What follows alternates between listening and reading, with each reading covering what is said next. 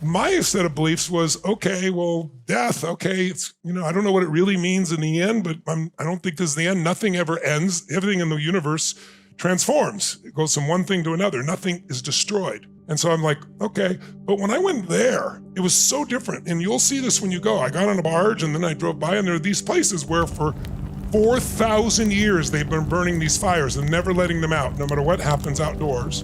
And they have wood stacked as high as the ceiling or more. And all day long, they burn the bodies.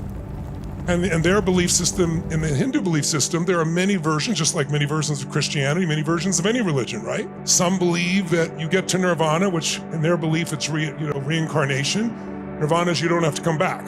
So some people believe you give up all your things and you spend your life in poverty to prove your willingness to God. Some of them study the great texts of the world, the great religious texts, right? Some people believe it's through physical yoga. There are many approaches, but they all agree if you die in Varanasi, you immediately go into nirvana. And the only difference in sadness or not is they're not sad, as I said earlier, they see the body burns. If you get there, some people are dying, they get there to die. And we go to Mother Teresa's center, and there's a woman about this tall, she was like 101 years old, and she came there to die, and she was pissed that they were taking her and taking care of her and got her healthy.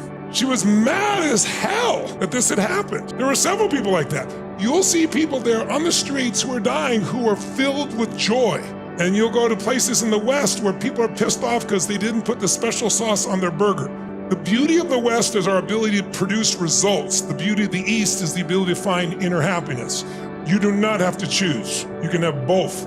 And I brought you here so you can balance out the science of achievement with the art of fulfillment. That's what we're here for. And when I watched this, I'll never forget, I watched this going on. I was fascinated, right? And this little boy had a stick and he was smiling and he was flipping something. And then I realized it was his grandfather's leg. He's flipping it further into the fire. Big smile on his face. No one's crying, no one's sad. Why? Because we only feel what we feel because of our beliefs. Your beliefs are what are creating the pain in you. So if you got a belief creates pain, you've changed belief and your whole life will change.